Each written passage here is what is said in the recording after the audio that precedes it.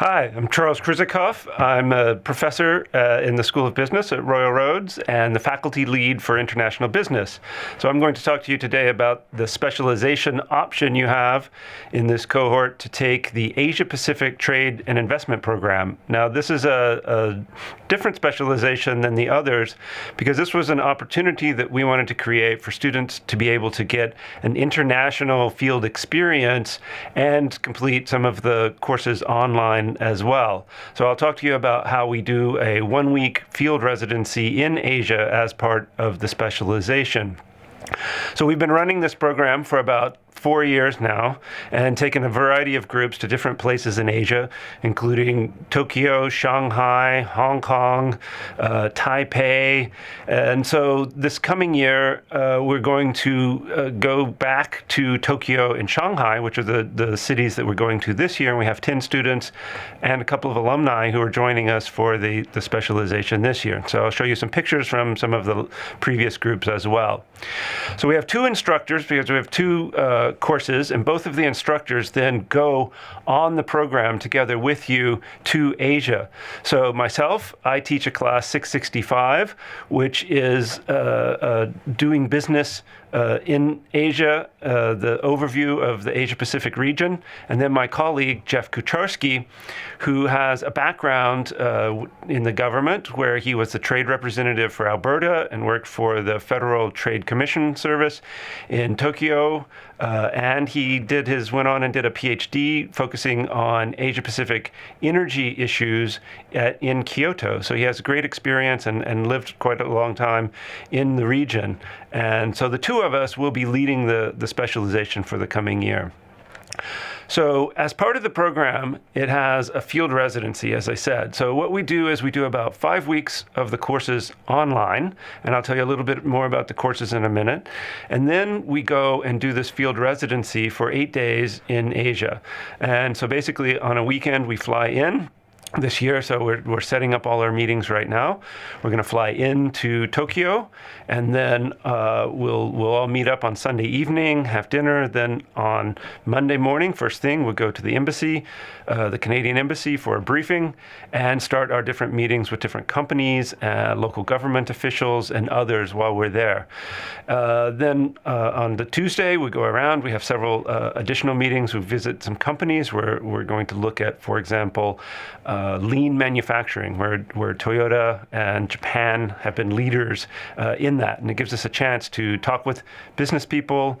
And then in the evenings, we either have the evenings free or we'll have a reception or some sort of event together with the local business community. For example, with the Canadian Chamber of Commerce there, or the different business groups that might be there, to give you a chance to meet together with some of the local business people and some local companies as well.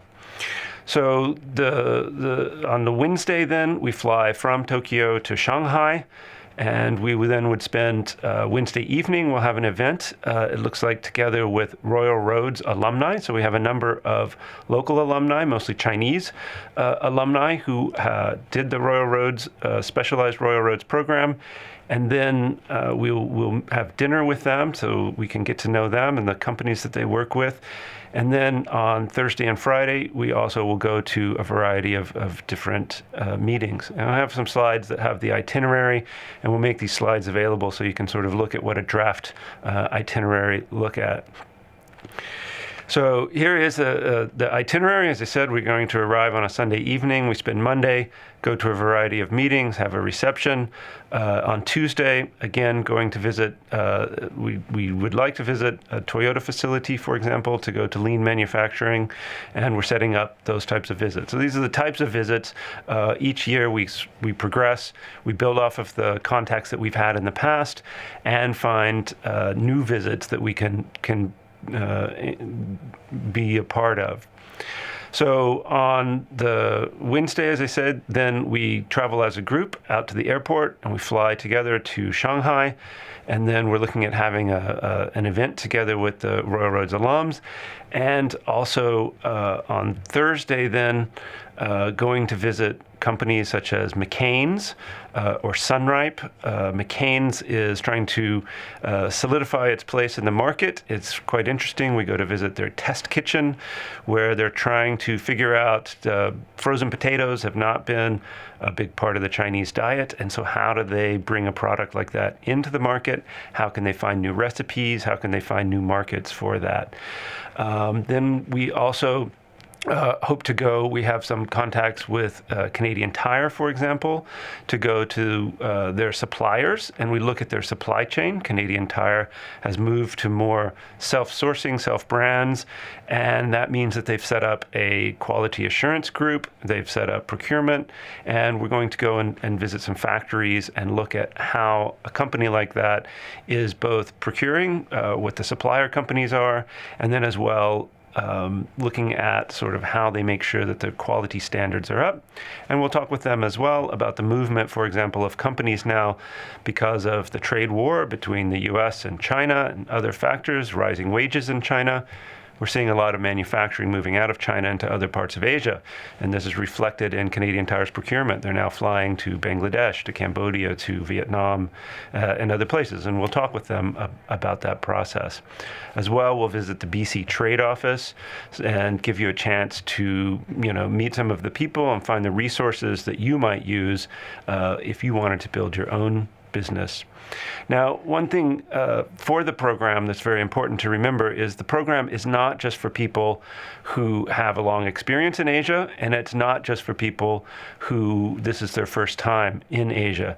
So it really has a balance of that. The people who have had a lot of experience in Asia, when they participate in the program, they say, well, I've been working with a computing company in Shanghai for many years. I fly in, I meet with my counterparts, I've seen some of the city, but I never really thought about some of the other sectors. I didn't think about the manufacturing sector. I haven't thought about some of the broader issues, the trade agreement that have been coming into place and other things.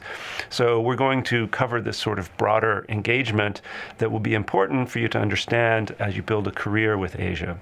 For those who don't know that much about Asia, the specialization really gives you that taster. It gives you first some readings, some background, some discussion. We're going to look at, for example, the overall approach of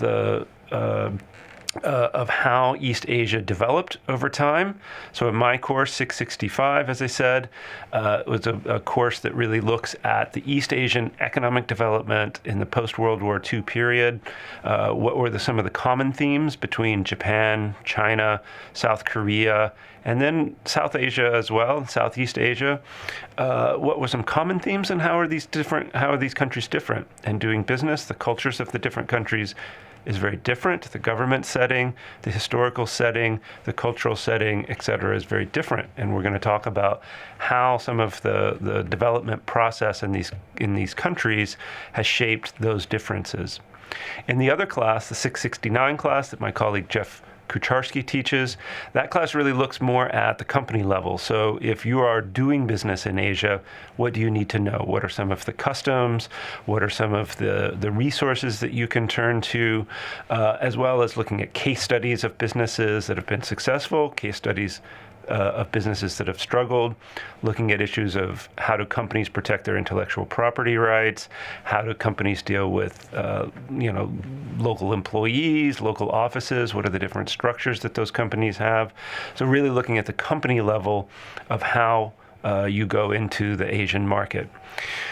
These are some pictures from some of our previous visits. We were able in the past to visit Alibaba.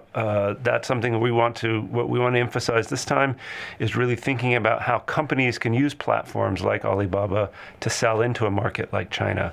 This is the Jing'an Temple. This is our group at the BC Trade Office there. As I say, we really try to introduce you to a variety of sources. One of the things that people who have gone on the trip in the past say is that this is not a trip that you can organize by yourself. The level of visits, the quality of visits that we are able to organize for you really is something, and we're really running for those 7-8 days that we're in Asia. We're going from visit to visit. We have some time for discussion, reflection. We go out and eat. You'll see some nice meals. Of course, the food is fantastic in Asia, but it really is this chance for you to meet a variety of people, to make contacts, to think about things in this broader context. As I say, we were able to connect with some alums. This is when we visited Taiwan, and we're together with a group of Taiwanese Royal Roads MBA alums, and we will be having those types of visits in the past.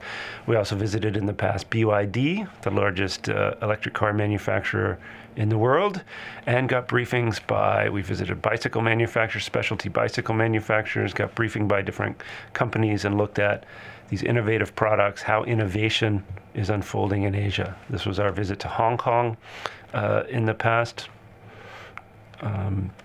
Here's some of looking at some of the dishes, the food, which is just a fantastic part. In the evenings, we often have time, and we go as a group. So one of the key things that people who have done the program in the past say is, why do you want to do this specialization? Because it's not online. You're going to be together with your classmates, and you're going to be together with 2 faculty members.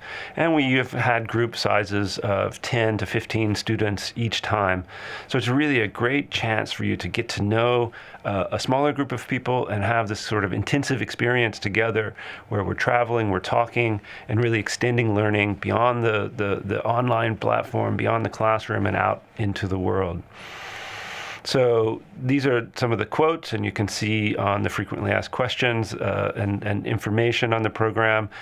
Almost all the students, I don't want to brag, but almost all the students say this was the highlight of their MBA program. They just love the fact that they had this intensive time together with a smaller group of students, together with their faculty members, and they just really appreciated that, and they appreciated the new insights in Asia that they were able to gather. Now, one thing that's a little different with this, because it has this travel component and we have extra costs of delivering that, in addition to registering for the classes and taking the classes, we have a program fee. That fee is currently $3,000. It's a program fee that helps cover a number of your costs. So while you're there, you would be providing your round-trip ticket from the beginning and ending stages, cities. So for example, this year flying into Tokyo and flying out of Shanghai at the beginning and end of the program. In between, we basically take care of you for the most part. Now you'll book your hotels. We organize the hotels so that we stay together as a group in the hotels, but you'll cover the costs of that. And the costs of the hotels are $200 to $250 a night. We stay in nice high-level hotels. This year we're staying in the New Otani Hotel in Tokyo and the Hilton Hotel in Shanghai, for example. So then the meals, some of the meals will be covered because we'll be doing different activities, and some of the meals you'll pay for yourself. So overall, we're estimating that with the cost of the flight together with the other costs, it's going to be about $6,500 for the program. So that is a consideration. I know that a number of people have talked about, maybe concerns about the costs. But again, the people who have been able to do this, they've been often able to combine it with their own personal travel, so they might do some vacation travel.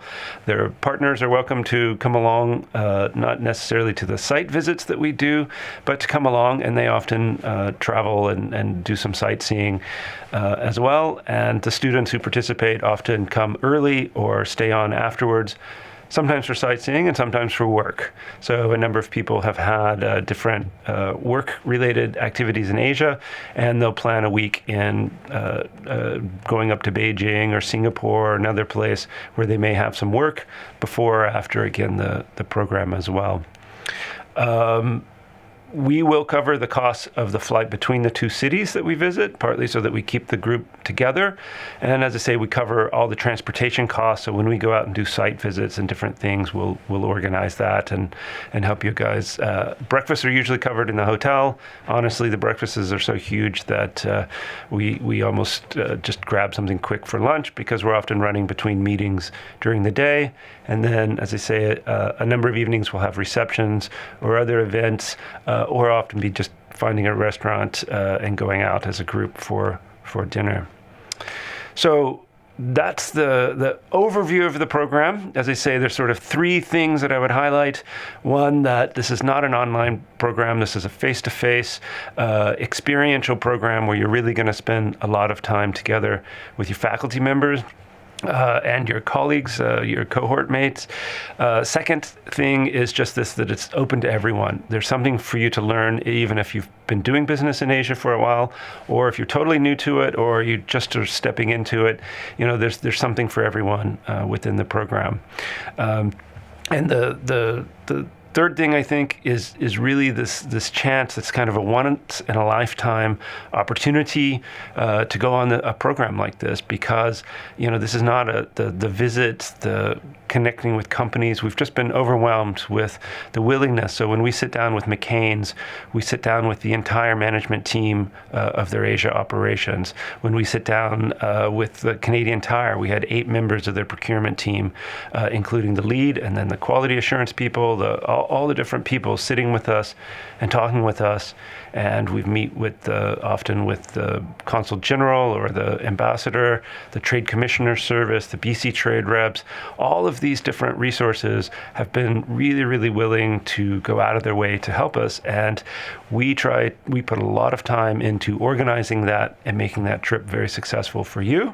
And it's been a great learning opportunity for us as well. So we really welcome you and invite you to come and participate in the Asia Pacific Trade and Investment Specialization. So thank you. And I put my email. I'm a core faculty member. I'm around campus. So just send me an email, give me a call, come by, have a coffee. We can talk more about the program. And you'll see me. I'm a faculty member teaching you in the Environment of Management, which is really the Global Environment of Management course, which is going to focus on international trade and touch on some of the issues that we do here. We just do a deeper dive into Asia in this course as well. All right, thank you, and I look forward to seeing you guys when you come on campus.